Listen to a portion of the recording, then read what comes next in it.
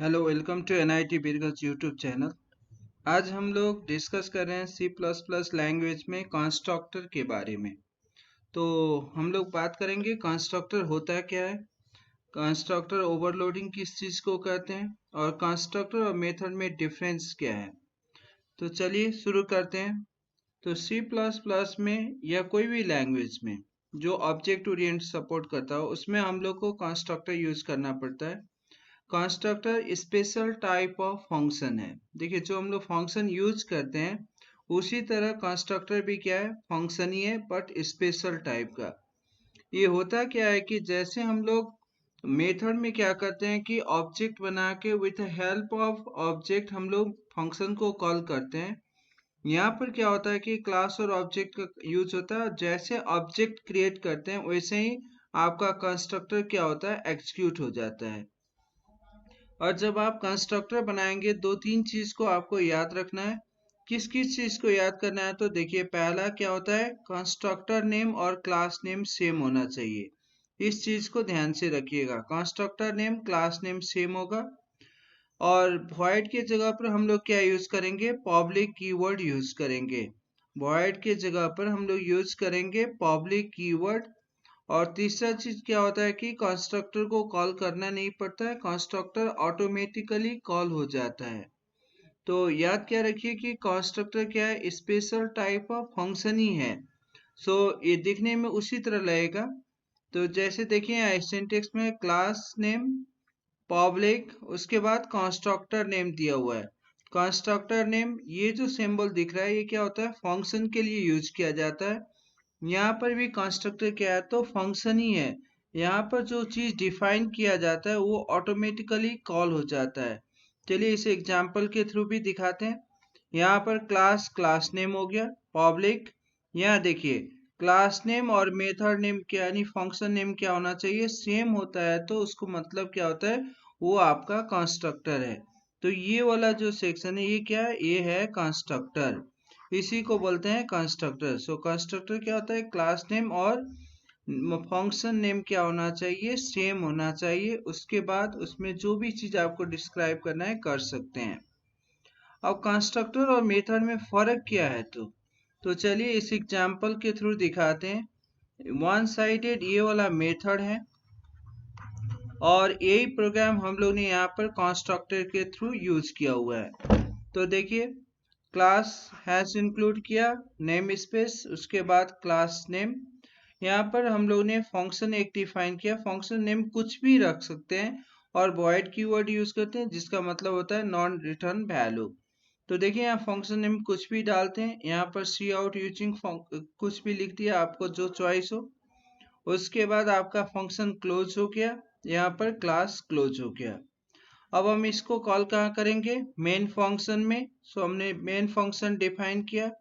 पहले हम लोग ने क्लास, उसके बाद उसका ऑब्जेक्ट डिफाइन करते हैं, और with the help of object हम लोग क्या करते हैं, मेथड को कॉल करते हैं। इसको ध्यान से देखिएगा, with the help of object हम लोग क्या करते हैं, मेथड को कॉल करते हैं। अब यही प्रोग्राम को हम लोग अगर कंस्ट्रक्टर के थ्रू दिखाते हैं तो देखिए क्या करते हैं, वो हेडर फाइल हो गया, क्लास नेम। यहाँ पर देखिए जो फंक्शन किया है, यहाँ पहले वाला फंक्शन में कुछ भी नाम दे सकते हैं, लेकिन यहाँ पर जब हम लोग डिफाइन करेंगे तो क्लास नेम मस्ट भी सेम होना चाहिए। जो भी फंक्शन दीजिएगा अगर क्लास नेम सेम होता है तो इसका मतलब क्या हुआ, ये कंस्ट्रक्टर है। उसके बाद आपको जो दिखना है लिख सकते हैं। इसके बाद कंस्ट्रक्टर क्लोज, क्लास क्लोज हो गया। कॉल करते समय देखिए, हम लोग ने मेन मेथड क्रिएट किया, तो उसमें सिर्फ ऑब्जेक्ट बनाएंगे। देखिए, अब यहाँ पर क्या था कि फंक्शन को कॉल करना पड़ता था, लेकिन यहाँ पर कंस्ट्रक्टर में क्या होता है कि जैसे हम लोग ऑब्जेक्ट क्रिएट करेंगे वैसे ही वो कंस्ट्रक्टर क्या होगा, कॉल हो जाएगा और इसका आउटपुट शो होगा। तो दोनों प्रोग्राम को रन कीजिएगा, दोनों का आउटपुट सेम आएगा। फर्क क्या हुआ, तो इसमें कॉल करना पड़ता है मेथड में, और कंस्ट्रक्टर में क्या होता है, ऑटोमेटिकली कॉल हो जाता है। टाइप्स ऑफ कंस्ट्रक्टर में बहुत सारे टाइप्स आपको देखने को मिल जाएंगे। Default constructor, C plus plus में आपको मिलेगा default constructor. So default constructor किसको बोलते हैं, जिस कंस्ट्रक्टर में अगर कोई भी पैरामीटर यहाँ से पास नहीं करते हैं, कोई भी वेरिएबल डिफाइन नहीं करते हैं, तो उसको क्या बोलते हैं? डिफॉल्ट कंस्ट्रक्टर बोलते हैं। यानी कंस्ट्रक्टर में कोई भी पैरामीटर डिफाइन नहीं करेंगे तो उसको क्या बोलेंगे? Default constructor. और यहाँ पर देखिए पैरामीटराइज कंस्ट्रक्टर में क्या होता है, अगर हम लोग यहाँ पर वेरिएबल कुछ पास करते हैं इनसाइड द कंस्ट्रक्टर, तो उसको क्या बोलेंगे? That is known as a parameterized constructor बोलेंगे। तो पहला हो गया डिफॉल्ट, दूसरा हो गया पैरामीटराइज कंस्ट्रक्टर हो गया, और जो तीसरा होता है उसको बोलते हैं कॉपी कंस्ट्रक्टर। इस कॉपी कंस्ट्रक्टर में क्या होता है, हम लोग क्लास नेम और ऑब्जेक्ट नेम को ही पास करते हैं। तो पहले वाले में हम लोग वेरिएबल पास करते थे, यहाँ पर हम लोग को क्या पास करते हैं? तो ऑब्जेक्ट को ही पास करते हैं, क्लास एंड ऑब्जेक्ट नेम देके पास करते हैं। उसको क्या बोलते हैं? Copy constructor.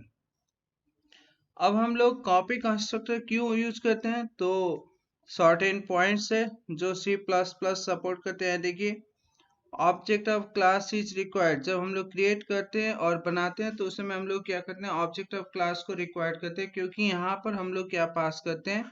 ऑब्जेक्ट को ही पास करते हैं, उसी ऑब्जेक्ट के थ्रू हम लोग को वर्क करते हैं। अब लास्ट वन जो यहाँ पर कंस्ट्रक्टर में होता है, एक होता है ओवरलोडिंग। ओवरलोडिंग का मतलब होता है कि ओवरलोड देना। अगर किसी फंक्शन को एक ही क्लास में मल्टीपल टाइम्स यूज किया जाता है तो उसी को क्या बोलते हैं? ओवरलोडिंग बोलते हैं। यानी सिंगल क्लास में अगर सेम नेम ऑफ कंस्ट्रक्टर को multiple times different parameter through use करते हैं तो उसको क्या बोलते हैं? That is known as a constructor overloading बोलते हैं। अब यहाँ देखिए, क्लास नेम हो गया, ये पहला कंस्ट्रक्टर है। इस कंस्ट्रक्टर में देखिए कुछ भी पास नहीं किया हुआ है, ये डिफॉल्ट कंस्ट्रक्टर भी कर सकते हैं।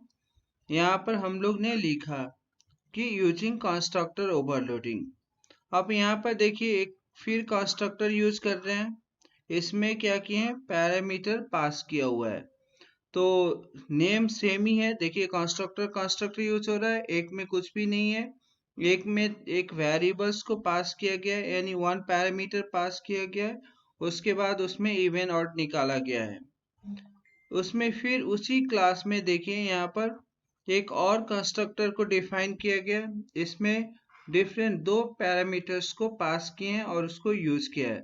सो इन अ सिंगल क्लास, अगर एक ही क्लास में मोर देन वन पैरामीटर्स को, यानी more than one times parameter को यूज किया जाए with a different data types of the parameter, तो उसको क्या बोलते हैं? That is known as a constructor overloading बोलते हैं। अब इसको हम लोग को क्या करना है? मेन मेथड्स में इसको कॉल कर लेना है। तो जैसे पहला ऑब्जेक्ट बनाएंगे तो जो कंस्ट्रक्टर अगर कोई भी पैरामीटर ना पास हो वो उसको कॉल करता है। अगर हम एक वैल्यू पास करते हैं तो ये सर्च करता है कि कौन सा कंस्ट्रक्टर है जिसमें सिंगल पैरामीटर है, तो ये वाला हुआ, इसको यहाँ पर कॉल करता है।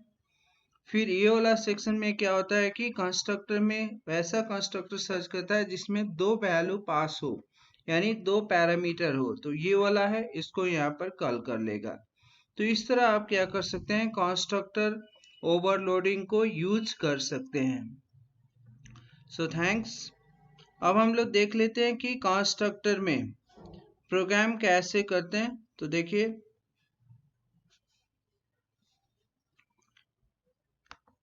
एक कोड ब्लॉक है, इसमें हम लोग ने प्रोग्राम लिखा हुआ है।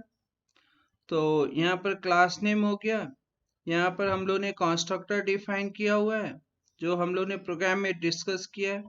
फिर हम लोग ने एक पैरामीटराइज कंस्ट्रक्टर बनाया, उसमें एक पैरामीटर पास किया है। फिर ये वाला कंस्ट्रक्टर है, ये भी पैरामीटराइज ही कंस्ट्रक्टर है। इसमें देखिए दो वेरिएबल्स को पास करते हैं, यानी हम लोग ने 3 बार कंस्ट्रक्टर को क्रिएट किया है। एक बाय डिफॉल्ट है, कुछ भी नहीं है, एक में क्या है कि एक वैल्यू पास किया हुआ है यानी वन पैरामीटर है, और दूसरा में दो पैरामीटर्स। इस तरह हम लोग डिफाइन कर लेते हैं, उसके बाद इसको रन करके चेक कर लेते हैं। तो देखिए यहाँ पर आउटपुट एग्जीक्यूट हो गया है। तो इस तरह हम लोग क्या कर सकते हैं? कंस्ट्रक्टर को अपने प्रोग्राम में यूज कर सकते हैं। So thank you.